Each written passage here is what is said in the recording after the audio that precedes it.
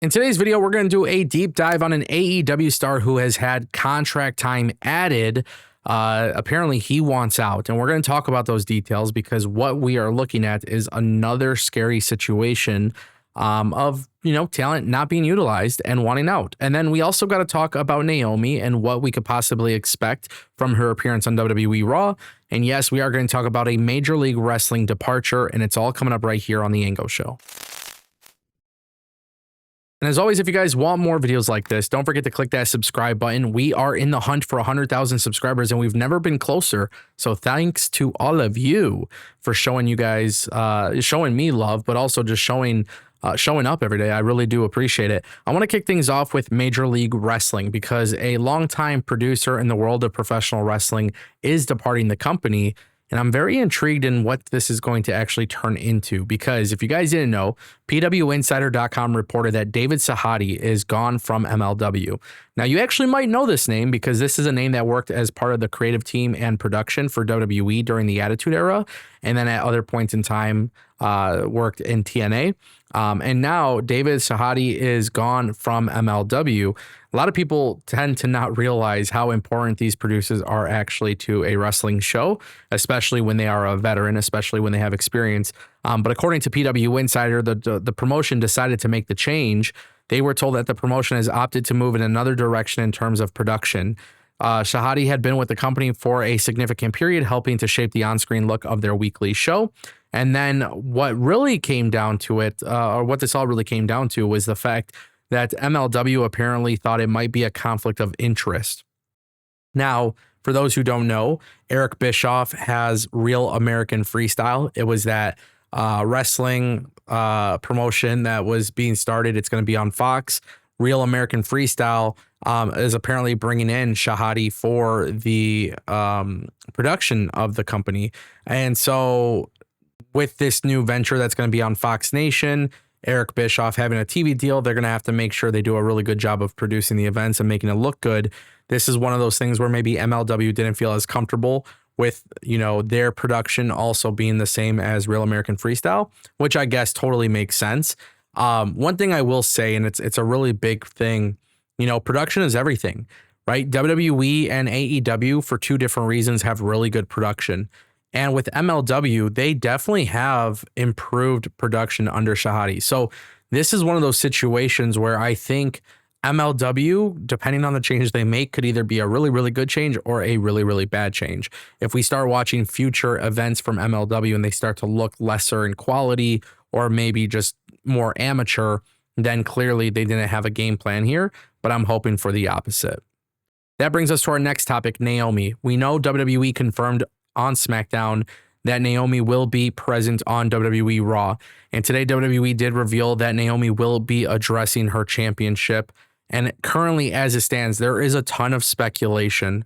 There is a ton of talk as to what can happen here. But the main thing that seems to have been circled back to is the fact that the WWE World Women's Championship is likely to be vacated. Now, of course, we're in a situation where everybody's playing a guessing game. We haven't heard anything directly from Naomi regarding why she had her match why she had her match pulled last week. But of course, with WWE Raw tonight, and they're building the women's division and they're in Philly, this is one of those things where I'm hoping WWE has a game plan. And really the two things I want to talk about is that potential game plan, which we'll get to in a second. But the first thing I want to make relatively clear, Naomi is a really good talent. Like, she's actually super entertaining, and it's super awesome to see what she has done since coming back to WWE, because when she walked out, when she went to TNA, she was killing it. And I was kind of concerned for a minute, maybe WWE may not actually utilize her to her full potential. And we have seen that she is great in this role and in this heel character. And because of that, I really just wish Naomi the best. Whatever this case is, whatever the situation is, I always talk about health before wealth. That is truly important. And I really hope the best for Naomi. Secondly, when it comes to talking about the wrestling product itself, I don't want to see WWE do what it always does and go back to the safe option. One of the things that have been really awesome about Naomi's title win was the fact that it was a genuine shock, and the fact that it came out of nowhere, and the fact that it seemed like WWE was really laser focused on giving her a great run. So if the belt is vacated tonight, I do not want to see Rhea Ripley getting her hands on the belt. And in fact, I don't even want to see Io Sky get her hands on the belt. I want something fresh, something new, something different. And with Clash in Paris being a thing, you know, we were talking about Stephanie Vakir and Naomi.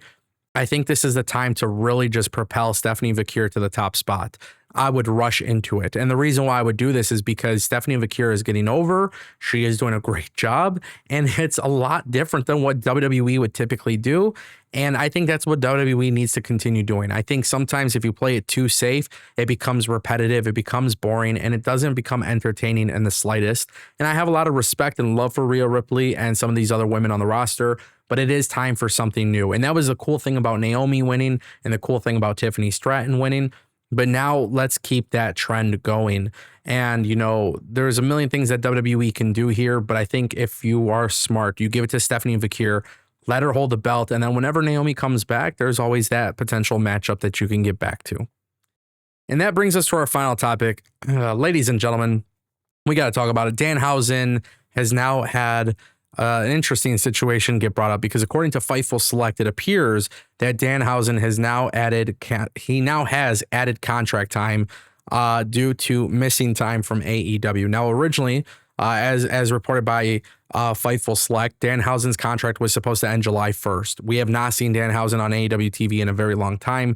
They have never really done anything with Danhausen. And, well, we're at the stage where, according to this report, AEW did not only add contract time to his contract, in which we will see him in AEW until 2026 roughly, but also we're in a situation where Danhausen very well did not want to remain with the company if they couldn't come up with creative plans. And that's the thing that's really tricky here.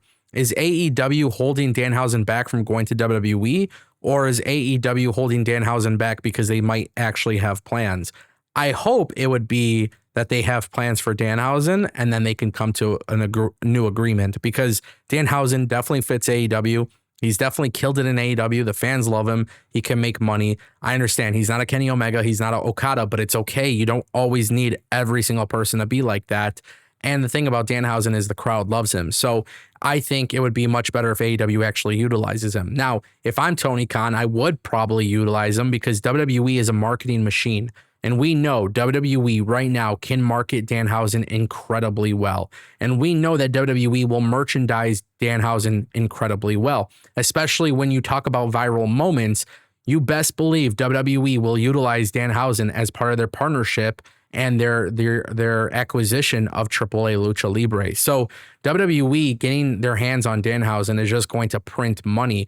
And the best part is he doesn't need a serious push. He just needs to be on TV and do his comedy shtick. And the best part about that is Tony Khan knows this is true. So if Tony Khan was smart, I would take advantage of that immediately before actually letting him go. There's no reason why you can't find a little bit of time each week to get him on TV. He doesn't need to be competing for world championships or even mid-card belts, but there's things that you can do. And the fact that they're not necessarily doing it is very troublesome. Ladies and gentlemen, that is the Angle Show.